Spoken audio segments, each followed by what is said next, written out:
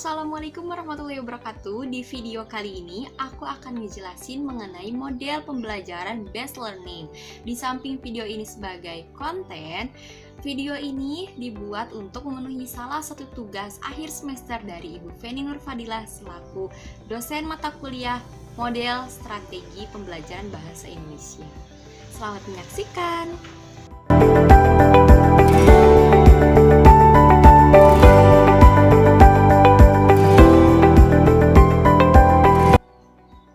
Teman-teman, sebelum saya akan menjelaskan mengenai model pembelajaran problem-based learning, di sini saya akan menjelaskan dulu apa sih yang dimaksud dengan model pembelajaran.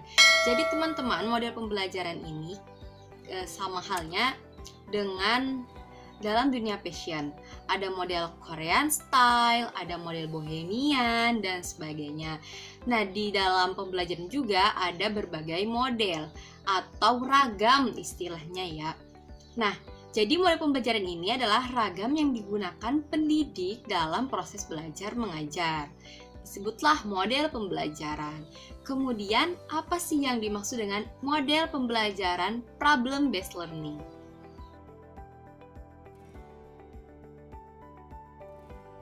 Teman-teman, awal mulanya lahir PBL terjadi sekitar tahun 1920, di mana pada saat itu ada seorang guru sekolah dasar bernama Kelston Brainerd yang mengalami kecelakaan setelah mengikuti Perang Dunia I. Akibat dari kejadian tersebut, ia merasakan tidak mampu lagi berdiri dan berbicara untuk melaksanakan tugas mengajarnya. Pada waktu itu, ia menciptakan sebuah sistem pembelajaran di mana para siswa didorong untuk melaksanakan pembelajaran secara mandiri.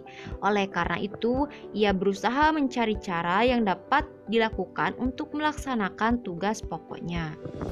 Adapun menurut Borrow dan Tambly menjelaskan bahwa pada sekitar tahun 1950-an para pendidik di bidang kedokteran di University McMaster Kanada melihat adanya permasalahan dalam pembelajaran yang mereka lakukan ketika mereka menilai bahwa dari kegiatan pembelajaran yang dilakukannya itu banyak mahasiswa yang mampu mengingat informasi atau pengetahuan dari buku atau dari ceramah. Meskipun awalnya PBL terlahir dari sistem pembelajaran pada bidang kedokteran, teman-teman, namun Johan Dawei diyakini bahwa guru harus mengajar dengan menarik sesuai dengan naluri alami siswa melalui kegiatan penyelidikan dan berbuat pemecahan masalah.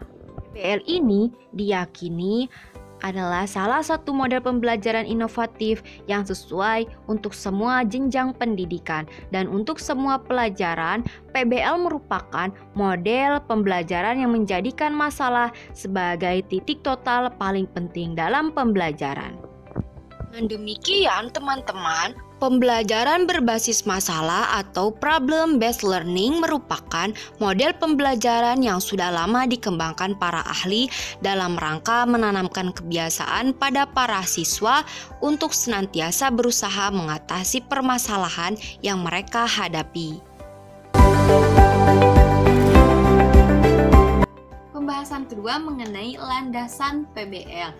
Landasan yang mendasari adanya model pembelajaran PBL ada dua landasan. Yang pertama, secara teoretis dan faktual. Yang pertama, secara teoretis.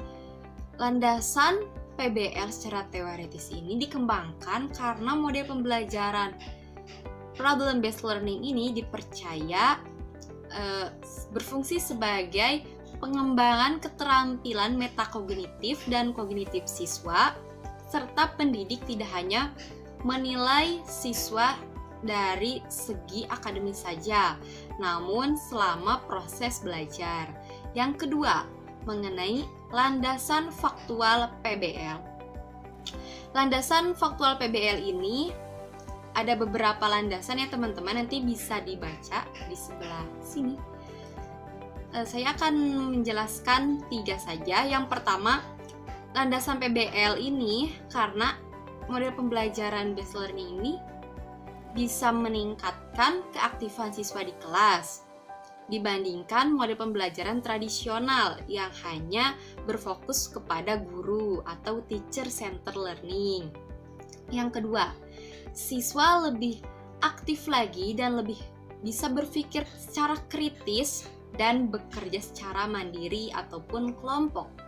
Yang ketiga, siswa bisa meningkatkan daya literasi ilmiahnya karena ketika proses pemecahan masalah, siswa akan mencari referensi ilmiah dari berbagai sumber.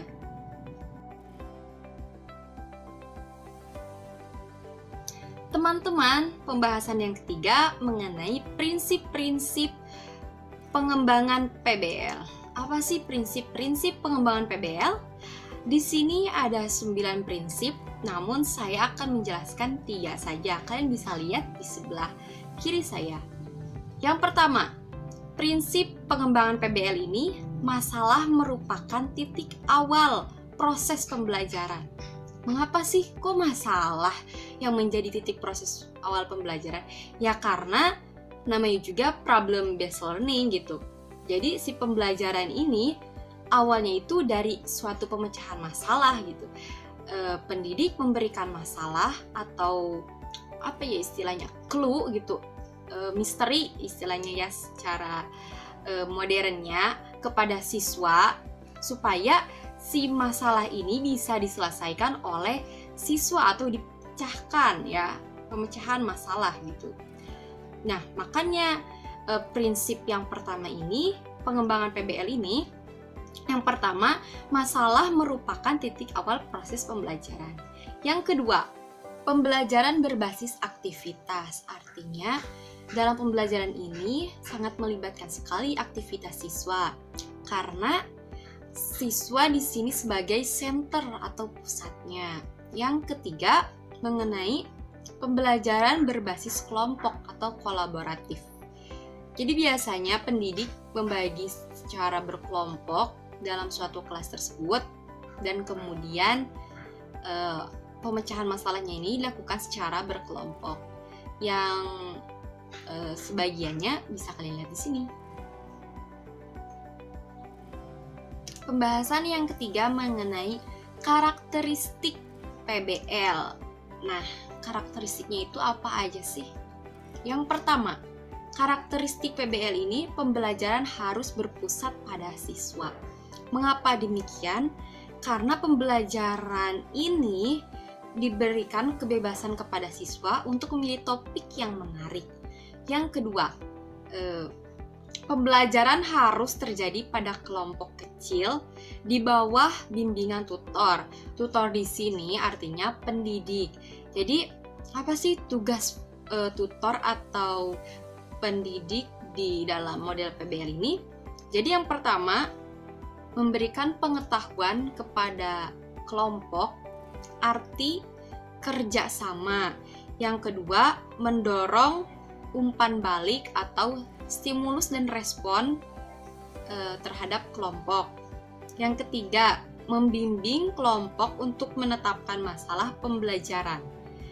Yang ketiga, fungsi karakteristik PBL ini yakni tutor sebagai fasilitator atau pembimbing. Nah, jadi fasilitator di sini berfungsi sebagai pengevaluasi selama proses pembelajaran. Ada lagi nih karakteristiknya yang lain bisa dilihat di sini.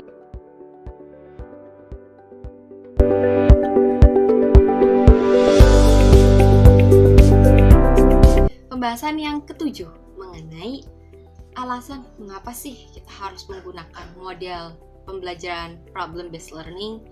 Ya, karena menurut Sujana dan Wahyu, PBL ini dapat mengembangkan dan meningkatkan keterampilan berpikir kritis. Kenapa sih? Kok bisa meningkatkan berpikir kritis siswa? Karena selama proses melaporkan atau membuat laporan itu atau mempresentasikan hasil, untuk memecahkan masalahnya itu perlu berpikir secara kritis gitu. Alasan yang kedua, dapat memberikan pembelajaran yang aktif. Kita bandingkan dengan model pembelajaran yang berbasis teacher-centered learning atau tradisional yang jadi hanya guru yang menjelaskan materinya. Siswa itu dituntut untuk lebih aktif lagi dalam pembelajaran problem based learning ini, karena pusat pembelajarannya itu ya siswa itu sendiri gitu. Yang ketiga, dapat mengembangkan keterampilan berkomunikasi. Tentu saja dari proses pembelajaran ketika berdiskusi misalnya, tentunya harus ada keterampilan berkomunikasi yang dimiliki oleh siswa. Yang keempat, dapat mengembangkan keterampilan bekerja dalam kelompok.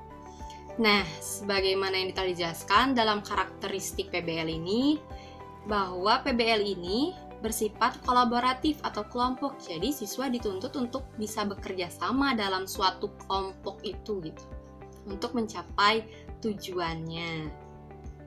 Yang kelima, dapat mengembangkan keterampilan pemecahan masalah. Tentu saja karena namanya juga problem based learning, yakni pembelajaran berbasis pemecahan masalah.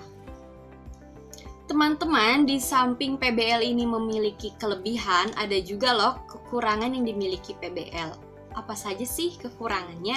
Yang pertama, PBL membutuhkan keterampilan manajemen, komunikasi verbal maupun non-verbal, baik murid ataupun pendidik ya. Yang kedua, tidak semua siswa dapat dengan mudah mengimplementasikan PBL gitu. Yang ketiga, guru diwajibkan memiliki kepiawaian mendesain pembelajaran yang dapat mengaktifkan peserta. Jadi guru harus pintar-pintar menstimulus gitu, atau merangsang siswa untuk bisa lebih aktif lagi dalam pembelajaran. Yang keempat, PBL ini memiliki prosedur yang cukup rumit.